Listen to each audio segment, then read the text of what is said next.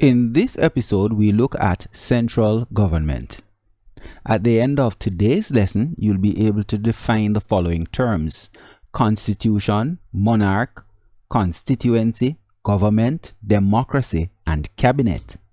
Examine an organizational chart of the structure of the Jamaican system of government, then describe it and make deductions about the relationships among members. Complete at least 4 of the 8 activities at the learning centers. Over the years, members of parliament have resigned for various reasons. In light of this, the Prime Minister has to take responsibility for filling the void left by the Member of Parliament, since the constituency must be represented in the House of Parliament. This is the forum in which the Member of Parliament is able to communicate the needs of the constituency to the government. Recently, former Member of Parliament Rudyard Spencer tendered his resignation as Member of Parliament for South East Clarendon. Bearing this in mind, Prime Minister Andrew Holness set the date for the nomination of candidates and the by-election, which will not see the People's National Party PNP participating. However, a former PNP representative was nominated to run as an independent candidate. Engage. Discuss what is likely to happen if your class does not select a monitor or prefect to represent the class at a meeting for student governors. Explore. Access the internet and download the rolls of a member of parliament. Jamaica is governed by a political authority called central government. See Figure 1. This system of governance is based on the constitutional monarchy. This is, by law, Queen Elizabeth II, and she's head of state.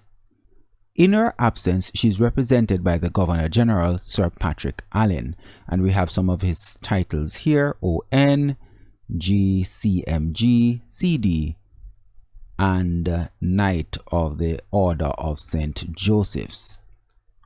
Representatives of central government meet in the House of Parliament, which is located in Gordon House on 81 Duke Street, Kingston. Central government is based on the British Westminster model. As such, power is divided into 3 branches or arms: legislature, executive, and judiciary. Now let's look at the executive branch. The executive branch consists of the Prime Minister and the members of the Cabinet of Ministers. What's the role? They guide government policies, implement government policies through the ministries or central offices. The legislative branch. The House of Parliament is the legislative branch of central government.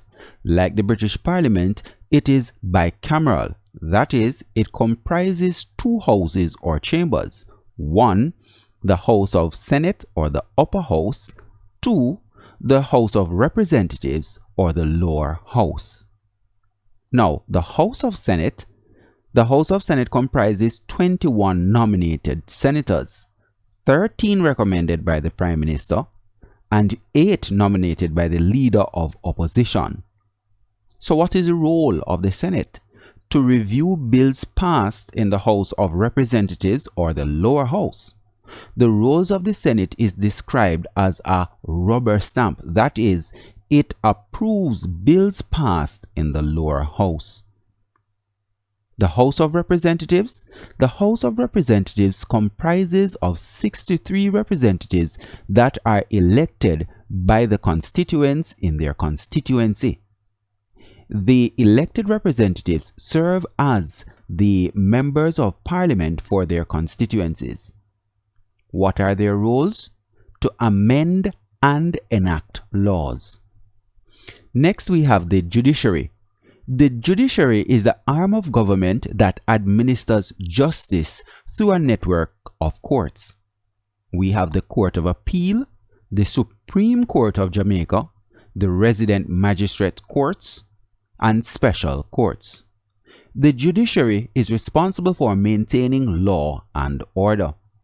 This branch of government must interpret laws through the court and enforced them by the Jamaica Constabulary Force, JCF. Extend.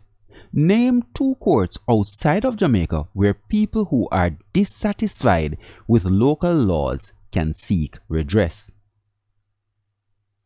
And I want you to go ahead and research now Caribbean Court of Justice and the UK Privy Council. Research those 2 and create a little document and send that in to us so we can look at those 2 courts. So let's look now at the structure of central government, the government of Jamaica, an overview. So we have the monarch, which in our case would be Her Majesty Queen Elizabeth II. Then we have the Governor General, His Excellency Sir Patrick Allen. We have the Services Commission and we have the Privy Council. Then we have the 3 arms that they spoke of: the Legislature, the Executive, and the Judiciary. So the Legislature is broken down into the Senate and the House of Representatives. Remember now that the Senate has 13 members for the government and 8 members for the opposition, right? So they make up the Senate. And then we have 63 members in the lower house, okay, or the House of Representatives. So Senate, upper house, and House of Representatives, lower house. Then we have here the Auditor General. We go now to the Executive, where we have the Prime Minister, the Cabinet, and then the different Cabinet Ministers. We have them breaking here to talk about the Attorney General, who will give special advice to Cabinet and the Prime Minister by extension. We have the Judiciary now, where we have the Court of Appeals on one side and the Supreme Court on the other.